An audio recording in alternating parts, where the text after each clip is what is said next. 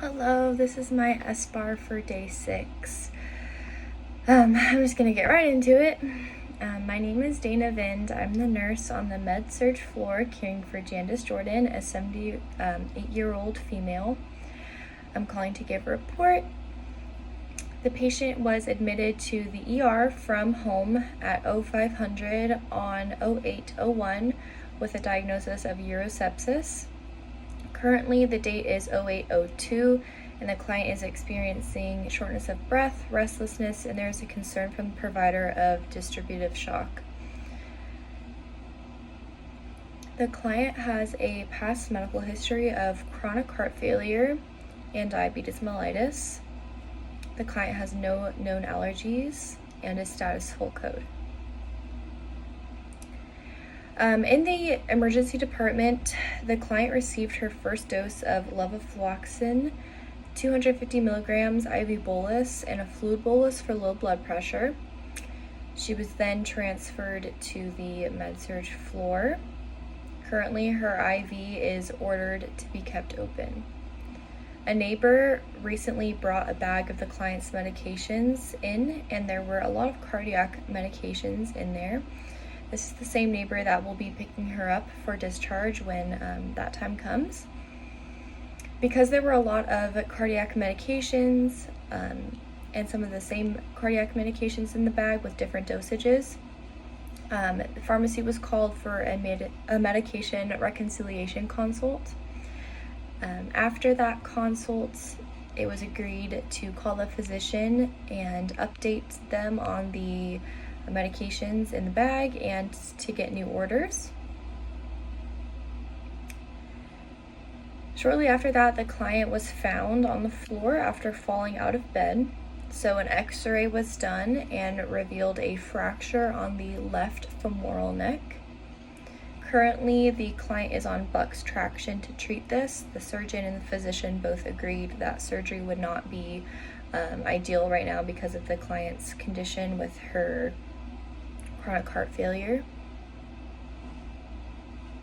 There are some medications that are current right now and were ordered by the physician, which include glyburide 2.5 milligrams, levofloxacin 250 milligrams IV bolus, digoxin 0.25 milligrams, furosemide 200 milligrams IV bolus for urinary output less than 500 mLs in 6 hours, albuterol 0.5% solution in a 3 milliliter 0.9 sodium chloride nebulizer treatment, acetaminophen 325 milligrams every 4 hours as needed for a fever greater than 37.7 degrees Celsius, lorazepam 2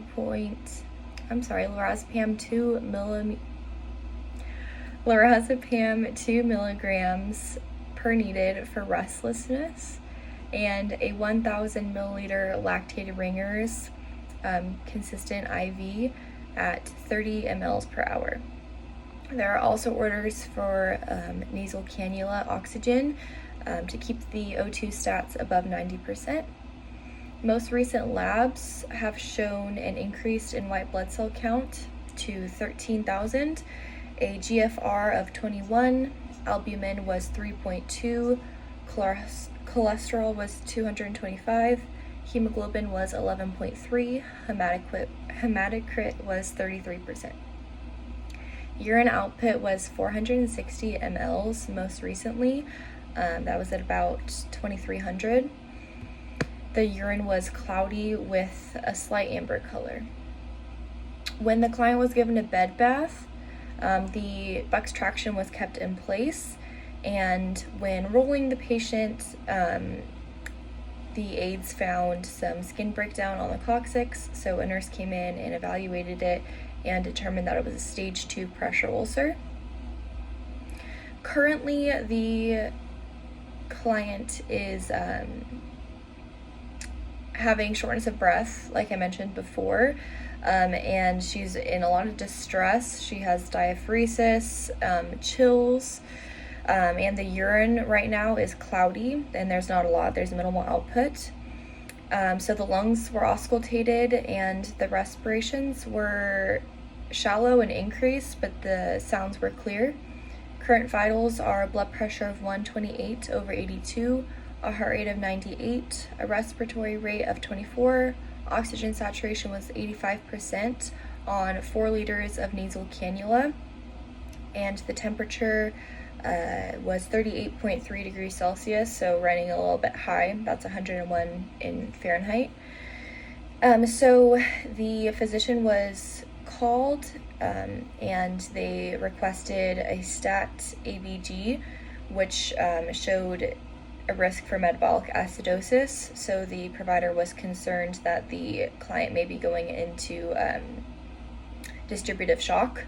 So for that reason, I recommend that the provider comes to the floor ASAP, as soon as possible, to evaluate the client.